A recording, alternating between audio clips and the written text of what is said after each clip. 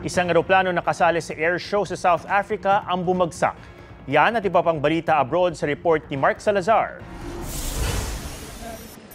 Banayad na umiikot sa ere ang maliit na aircraft na yan sa isang air show sa Saldanha, South Africa. Pero ang pagkamangha ng mga manonood, napalitan ng takot nang magdire-diretso ang eroplano at mag-crash. Dead on the spot ang piloto. Inaalam pa ang sanhi ng pagbagsak. Sa Paris, sumalpok sa poste ang sasakyang hinahabol ng police mobile na nabangga rin ng isa pang police mobile. Ayon sa mga otoridad, 13 ang nasugatan, kabilang ang 9 na pulis. Hindi pa tiyak ang dahilan ng habulan. Sa Mexico, nagtatakbo paakyat ng Sacred Mayan Pyramid na El Castillo ang isang turistang German.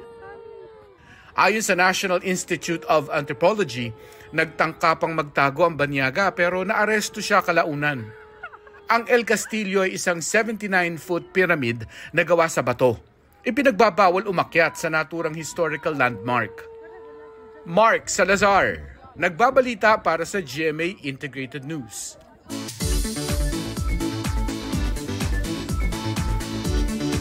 Hindi lang very good sa health, very yummy pa. Tayong mamitas ng mulberry sa Pangasinan. Pwede ring papakin, pwede ring sangkap sa halo-halo.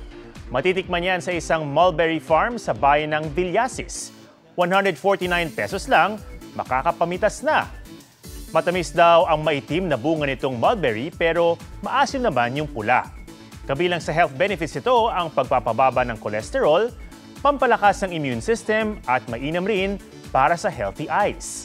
At maging ang dahon nito, pwedeng gawing tsaa. Huwag magpahuli sa mga balitang dapat niyong malaman. Mag-subscribe na sa GMA Integrated News sa YouTube.